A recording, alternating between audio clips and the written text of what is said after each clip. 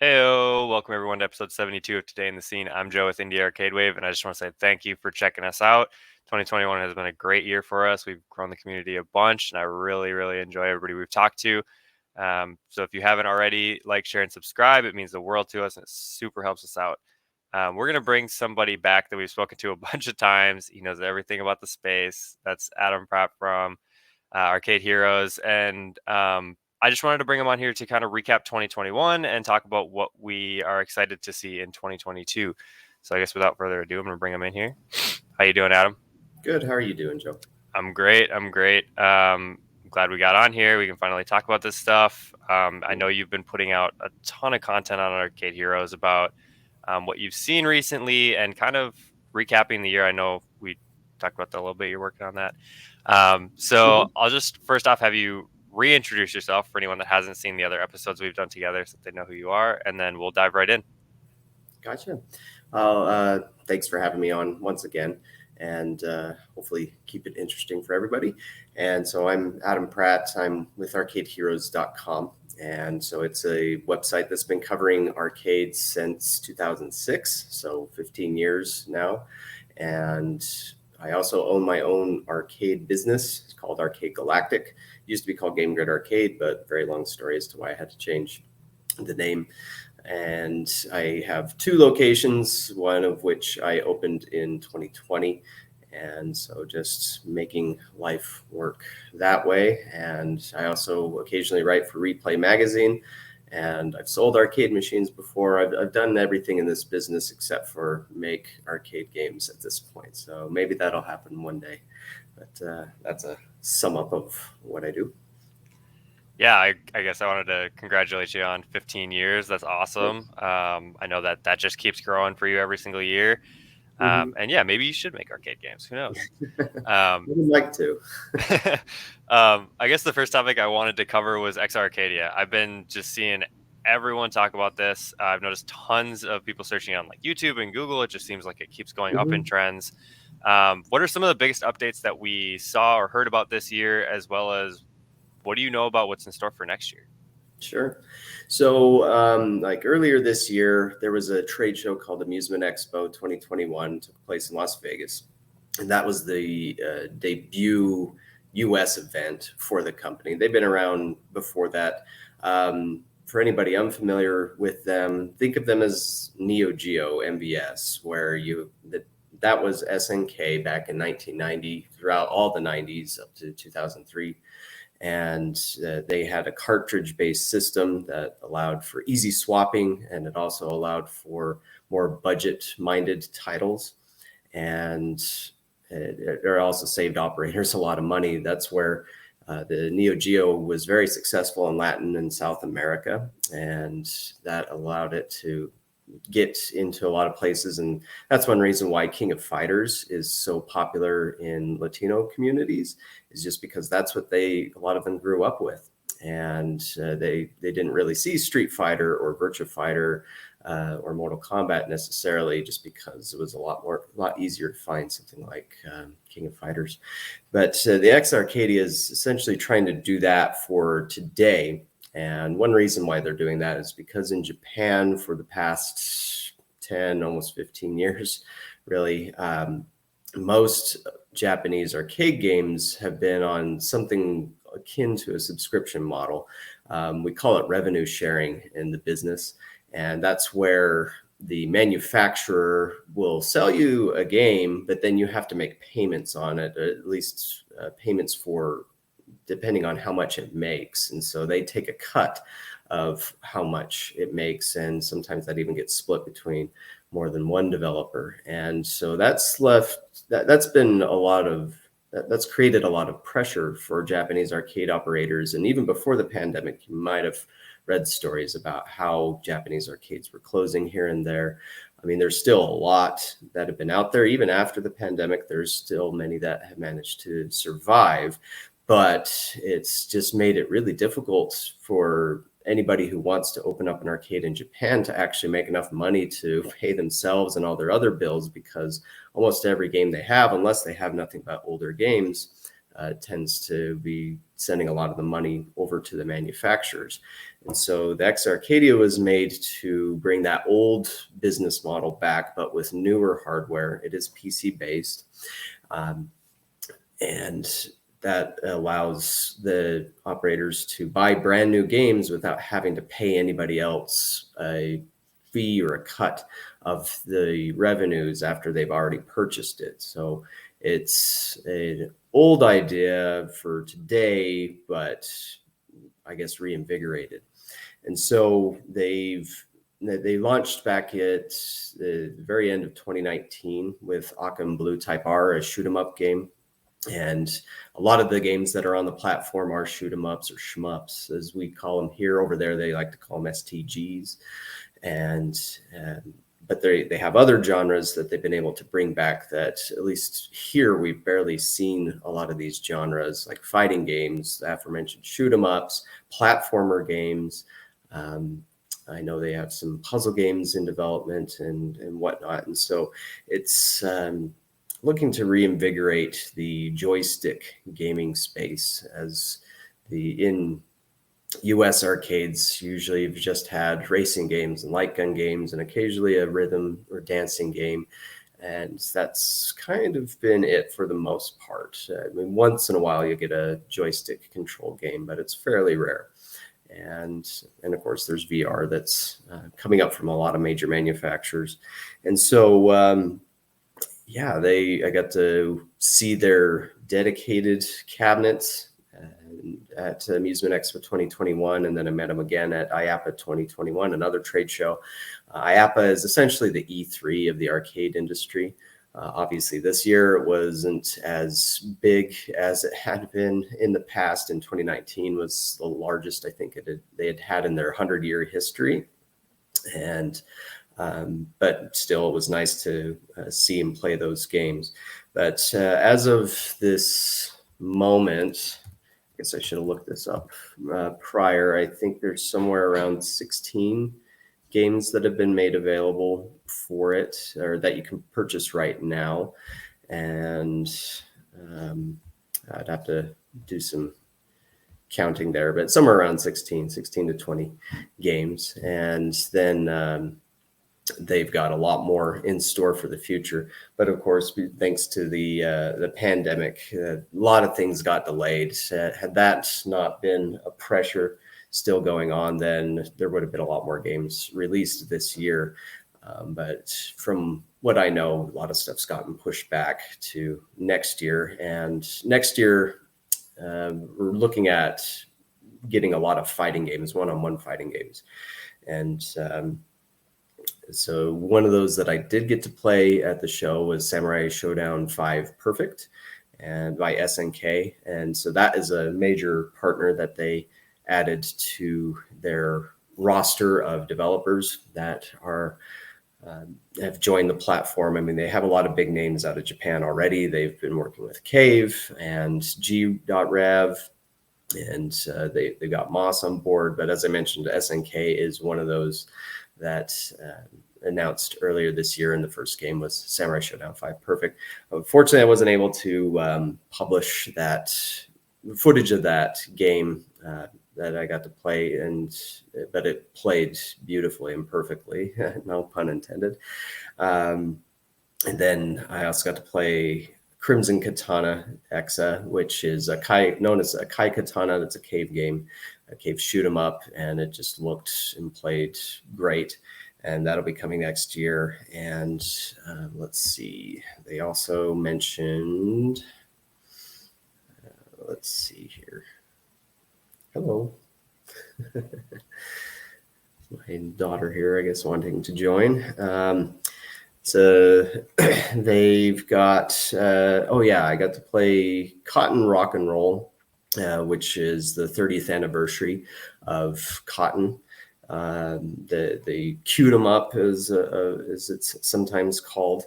And you've also got, I got to look this up as to how you pronounce this, Toho Perfect Sakura Fantastica by Team Shanghai Alice. And that's not a shoot 'em up game that's very well known here in the States, but it is known pretty well in Japan. That's actually a pretty big thing in Japan. So, but so yeah, they've also got a few other games that are in development that not allowed to talk about yet. But I mean, some of those that are coming up are from SNK, and so you can definitely expect some really cool things from SNK and some other companies that have some names that, again, they haven't been announced. But I mean, assuming that things turn around a little better in Japan, because that's one reason why they've done a lot of delays, is because just the pressures on the Japanese market with as far as um, the pandemic goes, that's caused a lot of delays. But they, assuming things can continue to improve, or depending on how this Omicron thing goes, we'll hopefully be getting some much needed content sometime next year. Gotcha. Yeah, I know everybody's pretty excited for the Exa Arcadia stuff to come out, and just more games and more availability is big. Production's hard, but I'm sure everybody's working through it. I guess that kind of touches on what you were talking about with IAAPA and is it AMMO that is in Vegas. I guess you made it to a couple trade shows this year, and I wanted to know what games really stood out to you that you're excited to see come out next year. Mm-hmm. Well, one of those that I mentioned, or two of those, the Samurai Showdown 5 Perfect and the Cotton Rock and Roll for Exa Arcadia. Those are really exciting. I guess I should have mentioned P47 Aces Mark II, which is a side-scrolling shoot 'em up on Exa Arcadia, 4 players, and I got to play that at both trade shows. But outside of Exa Arcadia, I've not really been big into VR, but the Sega had something new, and basically their first really major production with VR that they've ever touched, called VR Agent. It was interesting. It wasn't perfect. Is what was unusual about it was that you have a VR headset attached to the back of a light gun, and it's a two-handed light gun. Got to bring my hands here.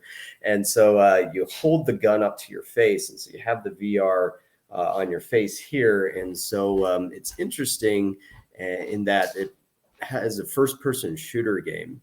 And in arcades, there have been first-person shooter games, and I think there's ways to do it. It's just you can't do it exactly like a console game, and that's why they've usually failed. Like there was War Final Assault back in 99 or 2000. You've had, I think it was called Outrigger by Sega. And there was Half-Life 2 Survivor in 2006. And in Japan, they've done a few first-person shooters, that Half-Life 2 game, a Cyberdiver game, and one called Left 4 Dead. They did that. But it's just always very difficult to reproduce keyboard and mouse controls. But this one that Sega did, it's interesting that the only main fault in it is because you have to have that thing held to your face. A lot of the times it would get out of focus a little bit, and you're doing fast action shooting guys.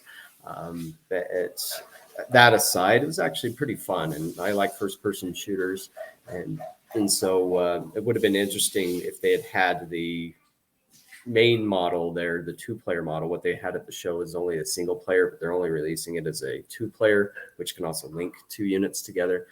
So that was interesting, and I think it's a little bit cheaper than a lot of your VR games, because that's the other problem with most VR content in this business, is this it's just so expensive, and so you have to charge a ton of money for it. But I just don't know how easily sustainable that is over the long run. But I've heard Virtual Rabbids has done extremely well on the market, and the King Kong VR is doing pretty well. It's just I don't know if it works for smaller locations like mine. So that was interesting. Sega also had Jet Blaster, a jet skiing game, or personal watercraft racing game that was fun and kind of had some outrun elements to it, such as the branching system. Asphalt Legends 9 arcade over at LAI Games was pretty cool. It's essentially like Cruisin' Blast, but much nicer graphics. I mean, Cruisin's not bad on the graphics, but this one just even better, more modernized, and that was fun. My only qualm with that one is I saw the pricing and it was like, oh geez, this is very expensive. But a lot of the pricing right now is much higher just because of the shipping issues. And what everybody was saying at IAAPA was just how much more they were paying for a single shipping container, since most stuff is manufactured in China. They were saying that before the pandemic, they would pay something like $3,000 to $5,000 per container. But now they were paying anywhere from $20,000 upwards. And so that has to be rolled into the price of these machines. And so that's where it makes it very difficult to get on sales. And in addition to them taking forever, and you don't know exactly when the container might show up. But that was a cool game. And trying to think what else I came across there that really stood out to me. Yeah, that's I guess that kind of covered most of it there. And Pinball, there was Cactus Canyon remake, which was pretty cool. That's not one you come across very often. The original Cactus Canyon, it was the very last pinball machine by Bally Midway. And the remake kind of finishes it because the software had never been finished for it. And it just was a beautiful looking game, very fun to play, has a lot of personality. And likewise, Godzilla was pretty cool by Stern. I wasn't expecting much out of it, but I could see why people were really into it just because particularly the premium model was really cool and has some fun ideas integrated into it that make it a memorable game. And a lot of people were interested in that one. And there was also Legends of Valhalla by American Pinball. Nothing like really innovative about it, but the theme was cool, a Vikings war theme that was fun.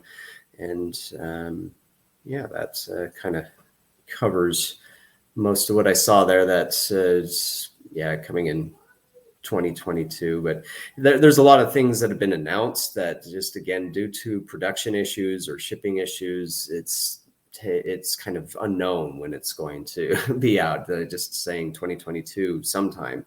One game that had been announced on January 1st of this year, 2021, was Golden Tee PGA Tour. And, as far as I know, they've been manufacturing in the United States, but I think they get their electronic components from China. And as far as I'm aware, they still haven't released the game. And which is also unusual for them. They usually, Incredible Technologies, the developers of that game, usually release a Golden Tee every September. And they were talking about doing PGA Tour in the spring and then the summer, and then it was the fall. And now I think they're just saying it's going to be out when it's out. But it shows that even if a manufacturer as resource rich as Incredible Technologies is having trouble getting things out, then it shows you that pretty much anybody else is going to as well. And that was the thing with Raw Thrills. Like, Raw Thrills usually has something new that they show at something like IAAPA, more than one new product, and they didn't bring anything new because they were saying that if you were ordering something that we've already announced, like Superbikes 3 at the show, we probably wouldn't be able to get it to you until April or May of 2022.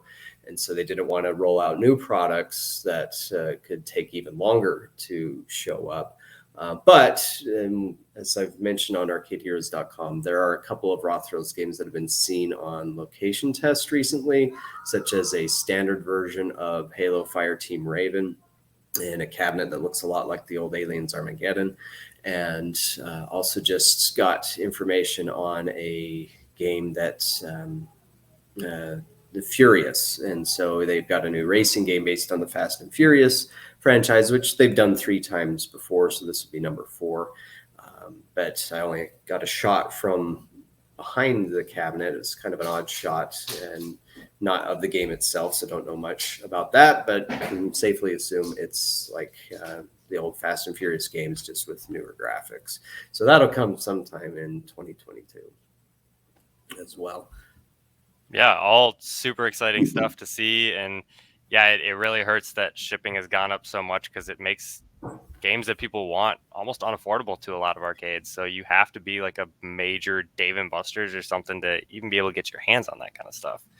Yeah, exactly. Because I mean, usually when it comes to these trade shows, you do have a lot of people that are, I'd say, are like dreamers. You know, they want to get into the business, but they're not sure, and they're just checking things out, or they don't have the budget for it. And in the past, I would say the average cost of a brand new arcade game was somewhere around $7,500 to $8,000. But with some of the pricing that I saw lately, it's probably that average is probably shot up to 10,000, if not higher. And so it sucks, but you know, it's just the reality of how things are going between shipping and production costs. I mean, as anybody that's in production knows, your electronics components costs has gone up. And there's inflation that's also affecting things. I mean, we've seen inflation affect everything from food and gas and all this other stuff.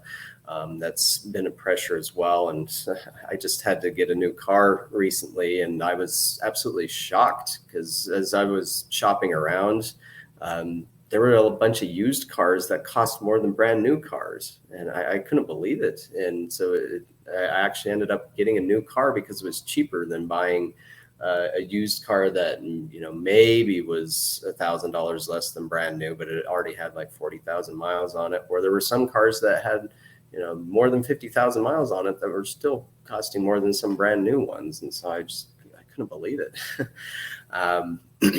But you know, that is another thing that you bring up, that you know, there's been this constant battle in recent years of what's called the Family Entertainment Center, you know, something like Dave and Buster's, and then the small independent arcade. And most of the games that have been in development have been to appeal to the FEC and not so much the independent arcade owner. And that's what's been nice about independent games, indie games, is that they are made to appeal more to that independent operator, and they don't cost anywhere near as much as the you know, all these bigger games. Of course, the challenge with an indie game is that it doesn't have the same look, or it doesn't have some big license attached to it, and so it is a little harder for it to get noticed a lot of the time. Excuse me. And so there's that challenge there, but you know, there's plenty of opportunity that I think indies have to take advantage of that space that these bigger companies haven't been filling, especially the bar arcade scene. You know, because there've been thousands of bars out there that have arcades in them, but most of them don't want to spend you know, $16,000, $18,000, $20,000 on a brand new racing game. And because if you buy a racing game, you want to buy more than one unit, at least want to buy two to link them together. You know, the arcade business has always been happy to sell you two other than one. Gosh, and that reminds me, for some reason, I completely forgot about Namco. So among the games that I played at IAAPA that were a lot of fun, Maximum Tune 5 DX Plus, which I do have on order, a new racing game. Probably in my opinion, it's one of the best racing games on the market, and that's why I don't know why I forgot that. So sorry about that.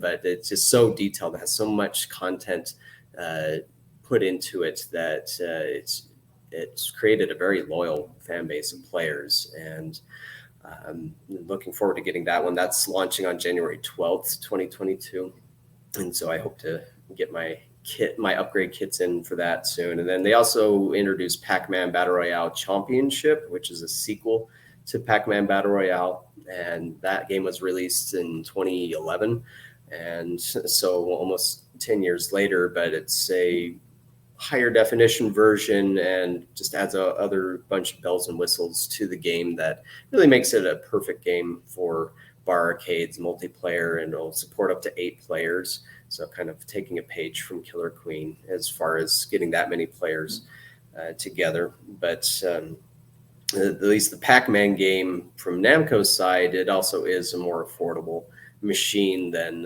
what a lot of the other machines are out there too. And so again, that's with what indies are normally doing, as well as something like the Exa Arcadia platform, where if you have a game that they would like to put out on there, that can give you a pretty good opening. And particularly with the Exa Arcadia, I think that's why it's so appealing to indie developers, is just because it will allow you to get your game into arcades, but you don't have to put all the resources and spend all that money on building a whole new arcade cabinet and getting the platform and sourcing all those parts right now.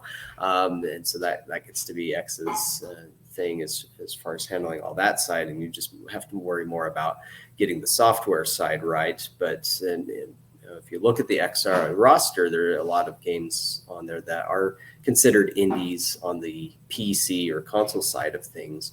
But of course, they do make sure that there are changes made to the gameplay so that it works for an arcade environment, because that is a bit of a different beast than what you would typically get on your console. But the Exa guys are great at working with developers on that to make sure that it fits what an arcade needs so that it can do better. But and they have rejected some games that were presented to them, but they just played too much like console games, where on one credit somebody could play for 45 minutes, and in an arcade environment that doesn't really work out too well, because that means the game's not going to earn. And if it doesn't earn, then arcade operators like myself won't want to buy it, because we won't make our money back. And so as much as that might suck from a monetization point of view, that's why arcades have tended, or the best arcade games, they can take your money, but when you get good at them, then you can go on longer and longer. And so unfortunately, there are a lot of more modern games where they have time to die timers put into them, where it just kills you regardless of how good you are. And so I don't like that myself.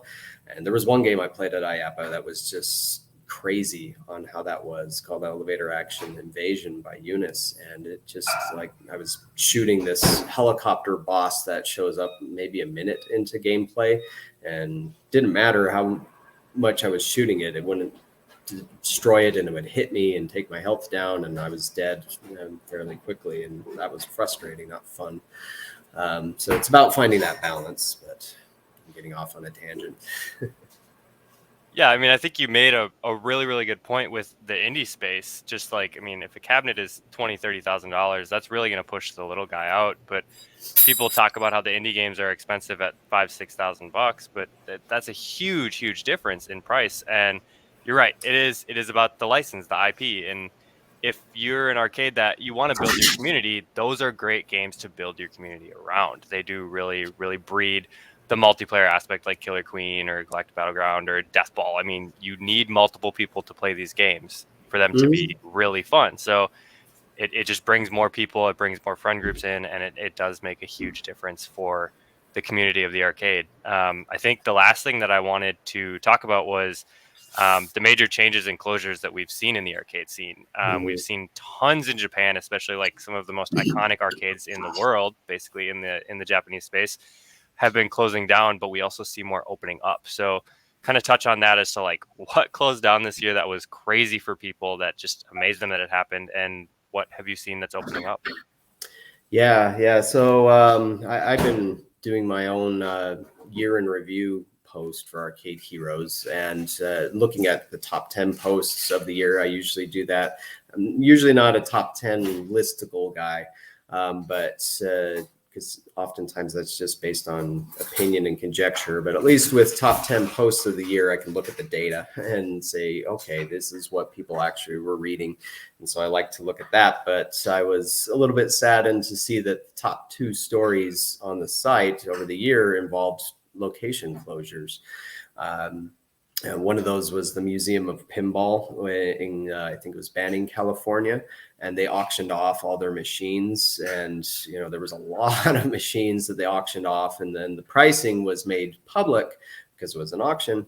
And that's kind of caused an additional disruption in the market. And because a lot of people were looking at, oh, this game sold at auction for this much, so that means my machine must be worth this much. And it's crazy. I even had a guy contact me about a Marvel versus Capcom 2, which I had bought, for several $100s, 10 years ago or something like that. And he was offering $3,000 for it. I was like, wow, maybe I should sell it. But then it's like, well, then try and find another one. That's what I'm going to be paying. But there was that. There was a FEC in London that also closed. Let me find that one really quick. And this was actually the top story on, the Namco Funscape in London had closed. And that was also a very popular, very well-known site there. And that just got a lot of attention. But that story also did touch on alternatives that you could come across in London. But in London also had this site known as the Trocadero. I hope I said that right. That had closed down. I believe the Funscape in London had been close to that or associated with it somehow. I've not been to London, so I've never been sure how that's all worked out and how close these things were to each other. But, that got a lot of attention. Gameworks closing down. We just learned about that last week. And actually a lot of employees only learned about it from hearing about it on social media. And so the leadership of Gameworks, the current one, didn't bother to let a lot of people know about that they were closing down. But from what I also learned is that a lot of the Gameworks locations had just been closed since the pandemic started. And so I think the one at the Mall of America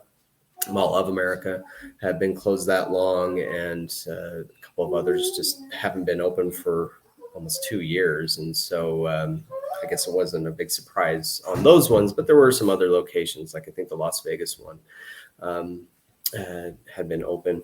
It's just, that's some more on the American side. There actually was another one in the UK called New Game Arcade, I believe, where they had just opened not long ago, and they didn't say exactly why, but they ended up closing already just shortly after they were doing an expansion. But then, as you mentioned, in Japan, there was some closures. And so it wasn't too long ago where Sega had a bunch of arcades that they had set up or that they've been operating for many years. And so you have Sega branded arcades all over Japan. But with the pandemic, Sega essentially said, we're done with arcades. And so they severely reduced the amount of staff developing arcade games, and there was a lot of retirements. And then on the arcade operations side of the actual arcade sites, they sold off their business to a company called Genda.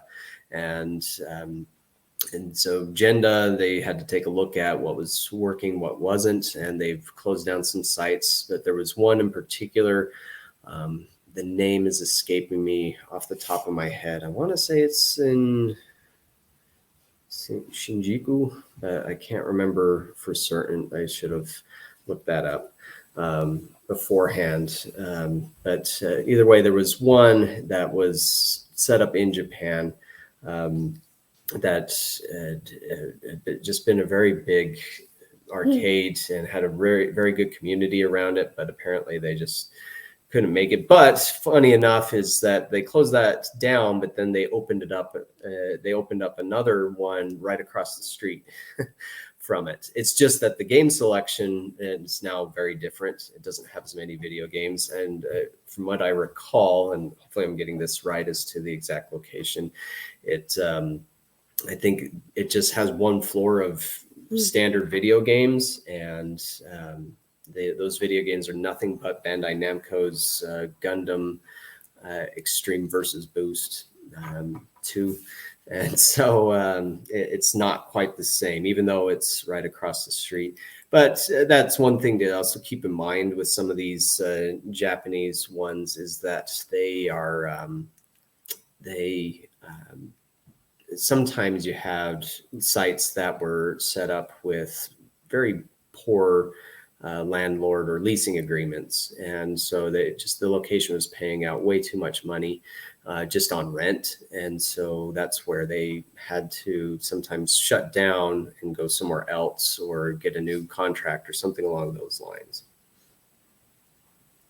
Yeah, I mean, it's always sad to see them go, and I think the big one in Japan was in Akihabara. Yeah. So that one closing was just like a huge stab in the heart to basically the whole arcade scene.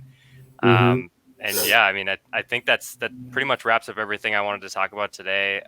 Hopefully we can see some more arcades coming back and the business growing. But I guess the last thing is just let us know where they can find Arcade Heroes, and let us know about the social medias. Sure. And that's one thing I should also mention too, is that even though the location closures got a lot of attention on them, I've posted 8 separate stories about new locations opening. And so like this year has just been a really mixed bag. And so there have been a lot of new sites opening. Even in Japan, there's been quite a few that have been opening, more than you would expect, I guess. But yeah, it's still, there are closures. It's just the arcade business isn't dead. It isn't done. There's still money to be made in the business. It depends on a lot of factors that are often difficult to explain in a quick post or something like that. And like I said, landlord stuff oftentimes makes or breaks a location. And so even if a location does extremely well, it could be that your rent is just way too crazy, and because of that contract, it can be hard to get out of. And that's one thing that affected Gameworks, particularly early on, was just they had so much money behind them that they made these kind of stupid deals with landlords, and that ended up hurting them just because the sites didn't do as well as how much money the landlord wanted out of them. And so that oftentimes hurts arcades more than anything else.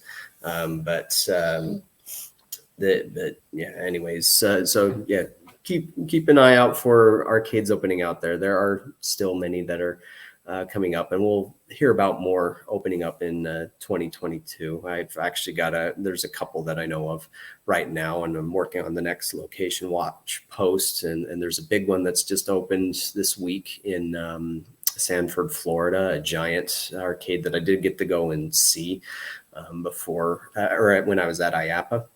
And so that'll be interesting. But anyways, as you asked, it's arcadeheroes.com. And so I'm on pretty much every social media platform that's out there. And so Facebook, Twitter, YouTube. And for my site, YouTube has also been seeing a lot of growth this year, mainly thanks to Minecraft Dungeons Arcade. No surprise there, right? My favorite next to Minecraft. Yeah, Minecraft gets a lot of attention from the kids, huh? Yeah, and I also like Minecraft Dungeon because it's like Minecraft. Yep, it is. But different. Right, just a little different. So you can find Arcade Heroes on YouTube as well. And like Indie Arcade Wave, I've also been trying some alternate YouTube sites such as BitChute and Odyssey, and seeing how those things go there. And so you get like you can catch Arcade Heroes there. You can also catch Indie Arcade Wave on those platforms as well. Like me, I watch that. Awesome. Well, thanks for coming on. It's always great to talk to you. I'm going to throw the social media links down in the description so you guys can check them out. To anybody watching this, Happy New Year. It should be 2022 by the time this video is out. Yep. And there will be a whole bunch more coming this year. We've got merch and a bunch of other stuff. So until next time, peace. Ciao. Bye.